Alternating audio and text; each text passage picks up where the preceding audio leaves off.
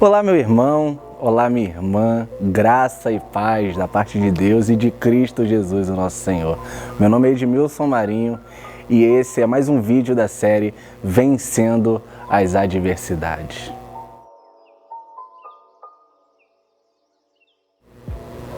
E a nossa adversidade hoje, meu irmão, é a incredulidade.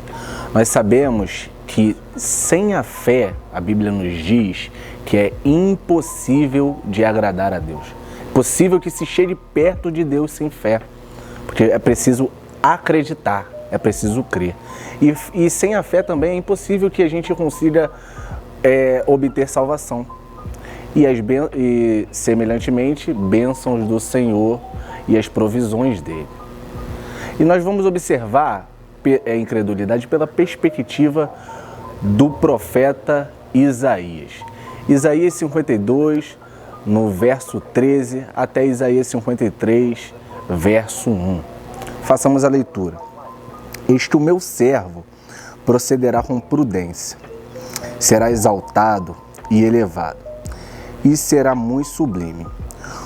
Como muitos pasmaram à vista dele, pois o seu aspecto estava tão desfigurado, mais do que o de qualquer outro, e a sua aparência mais do que a dos outros filhos dos homens. Assim, causará admiração às nações, e os reis fecharão a sua boca por causa dele, porque verão aquilo que não lhes foi anunciado, e entenderão aquilo que não tinham ouvido. Quem creu em nossa pregação? E a quem foi revelado o braço do Senhor? Meu irmão, para contextualizar um pouco, o livro do profeta Isaías, eles dividem os estudiosos em duas partes. Do 1 ao 39 é o livro do juízo. É ali que Isaías é levantado, ali no capítulo 6, e ele começa a profetizar contra a nação.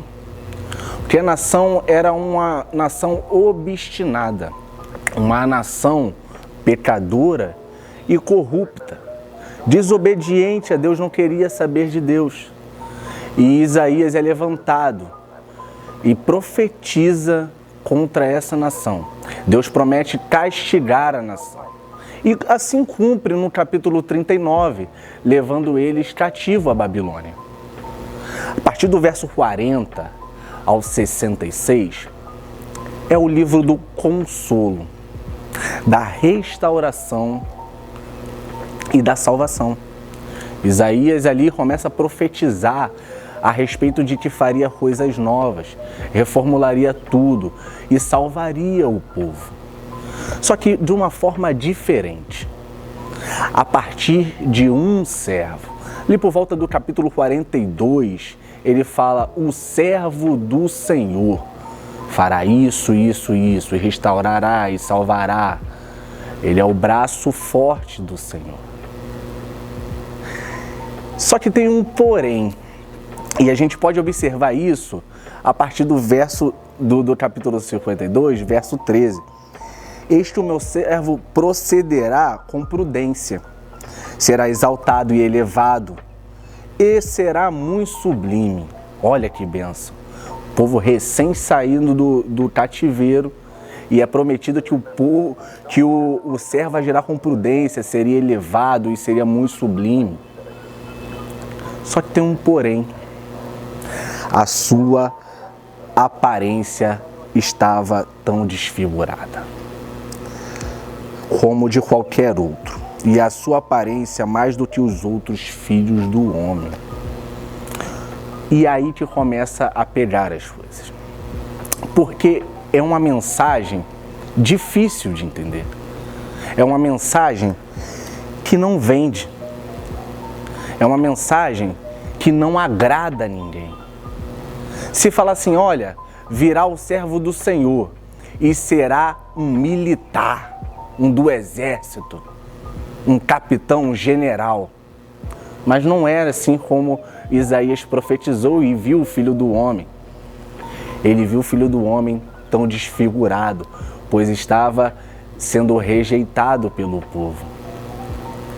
É uma mensagem que não agradou o povo. E não é muito diferente com a gente, meu irmão. não é muito diferente com a gente. Hoje a gente até entende que Jesus ele é forte, Jesus ele é grande, Jesus nos ama. Aí tem aquela música, ele se importa com você, ele se importa com você, ele compreende o seu caminhar. Até aí vai muita prudência, muita sabedoria seria levada. Só que pega uma coisa, a mensagem, arrependa-se. Arrependa-se. Nós temos a dificuldade com essa palavra. Negar-se a si mesmo, então, nem se fala. A gente começa a querer rejeitá-la. E isso nos impede de obter as bênçãos de Deus. A melhor bênção de Deus, a salvação. Nós pegamos uma parte de que Jesus ele nos ama, mas quando ele fala, ele mexe com o nosso ego de se arrependa, de negue-se a si mesmo, a gente começa a rejeitar e começa a brotar incredulidade no nosso coração. E é isso que acontece nos dias de hoje, ainda mais nos dias de hoje, em que hoje você é convidado a fazer tudo o que lhe apraz.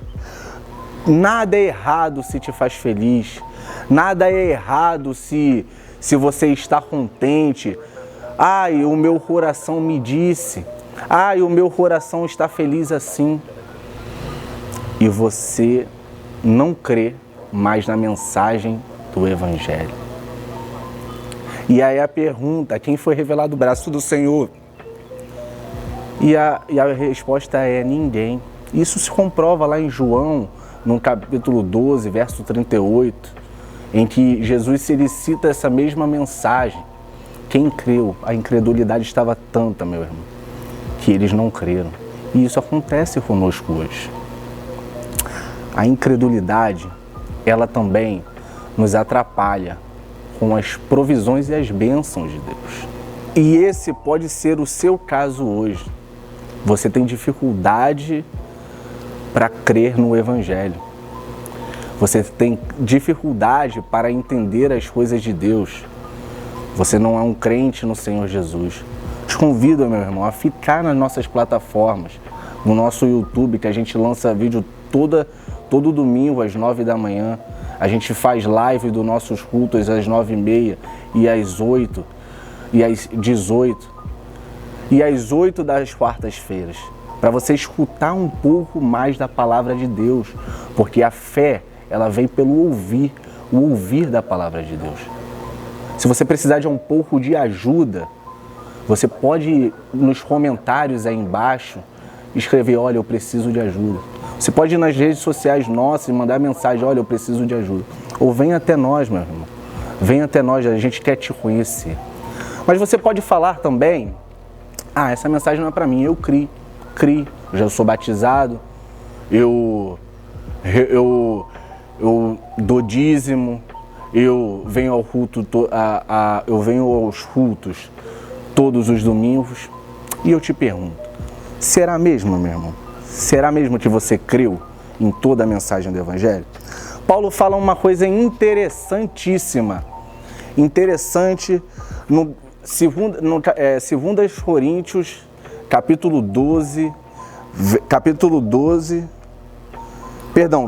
13, versos 5.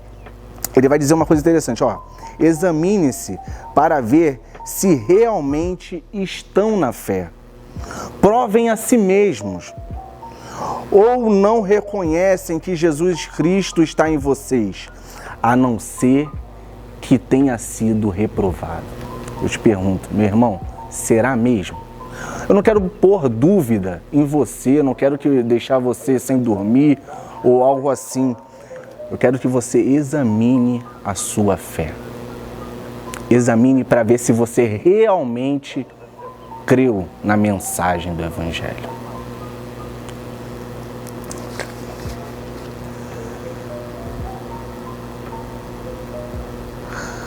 A incredulidade é a falta de fé em Deus. E ela está atrelada a uma insegurança. Nós não confiamos totalmente nas palavras que está escrita na Bíblia. Incredulidade não é uma falta de compreensão intelectual, mas é uma desobediência às ordens de Deus. Incredulidade também é infidelidade a Deus. Infidelidade a Deus. E podemos deixar de ganhar bênçãos, ser abençoados, receber provisões por nossa incredulidade. Jesus mesmo, no capítulo de Mateus, capítulo 13, 38, ele vai dizer ali que Jesus, 58, perdão, ele vai dizer que Jesus deixou de fazer milagres por causa da incredulidade deles. Falando a respeito dos nazarenos, do profeta sem honra na sua própria cidade, na sua própria casa. Você deixa de receber as promessas e as bênçãos de Deus. Jesus queria curar naquele lugar, mas por causa da incredulidade deles, não receberam. Incredulidade também é rebelião. Você se rebela contra Deus. Lembra o povo do Egito? Que foi tirado lá do Egito e foi para o deserto em busca da terra prometida. Mas eles só sabiam reclamar, eles só sabiam se rebelar contra o próprio Deus e não conseguiram entrar na terra santa. Moisés, o próprio Moisés, homem de Deus, isso para provar que pode acontecer com a gente, meu irmão. Moisés desobedeceu a Deus, se rebelou ali naquele lugar. Deus, ele falou assim: Moisés, fala a rocha que ela jorrará água. Mas por causa da rebelião também do povo, Moisés deu 2 cajadadas nela. E por causa disso ele também não entrou na terra prometida. Então, meu irmão, vamos rever tudo isso que a gente tem vivido. Vamos rever, meu irmão, o nosso coração, como é que está diante de Deus. O nosso coração segundo as promessas de Deus. O nosso coração segundo as vontades de Deus. Para que a gente não caia nesse pecado da incredulidade. E você não seja reprovado, como Paulo falou. Credulidade também, a gente precisa crer, meu irmão. Hebreus, no capítulo 3, verso 12, vai dizer o seguinte: tenham cuidado, irmãos, para que nenhum de vocês tenha um coração mau e descrente, que se afaste do Deus vivo. Tenha cuidado com um coração descrente, um coração incrédulo,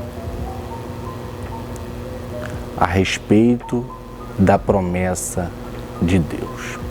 Crer também, meu irmão, é perseverar. Um sintoma de uma fé verdadeira é perseverança. Você foi chamado, meu irmão, para crer e crer até o fim. Jesus disse que aquele que perseverar até o fim será salvo. Aquele que insiste e persiste em meio às adversidades, em meio às lutas, em meio às questões que se levantam, ele continua crendo e continua perseverando. Estou dizendo que a gente não erre, que a gente não peque, que a gente não desanime por um tempo. Mas o verdadeiro crente, ele persevera e vive uma vida nova, uma vida diferente, uma vida para Deus. Porque hoje, no tempo de hoje, é falado que você só basta crer. Se você sair na esquina e perguntar assim: você tem fé em Deus? A pessoa vai falar: tenho, eu creio em Deus, Deus é meu amigo, Deus é meu Pai, o Pai Celestial. mas eles não vivem uma vida que dizem que crê. Eles não professam na vida deles que creem nisso. E nós devemos buscar viver uma vida perseverante e honrosa a Deus. Os salvos, eles são chamados para ser sal da terra e luz do mundo. E a luz tem que brilhar para que os homens vejam as boas obras e glorifiquem ao nosso Pai Celestial. Nós não podemos viver uma vida como um incrédulo, como que não faz sentido. Eu não preciso vir na igreja, eu não preciso ler a Bíblia, eu não preciso orar, eu não preciso buscar. Você precisa, porque isso que é crer. Acreditar no Evangelho não é só uma palavra que eu pego assim, eu criei. Não. Acreditar é uma vida que demonstra que de fato você crê. Não sei como é que você está hoje, o seu coração. Eu não sei como você está hoje passando, o que você tem passado e quais as lutas, quais as questões e as tentações. Se você perdeu a fé, se você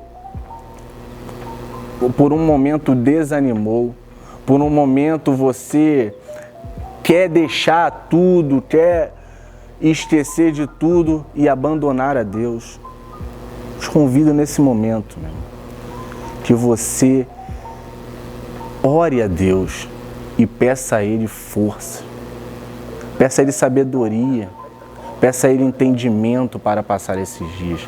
Todas as coisas, elas contribuem para o nosso bem.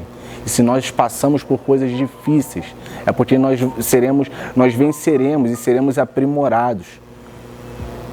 E logo mais estaremos ensinando outras pessoas a vencerem também. Meu desejo é que você seja abençoado com essa palavra.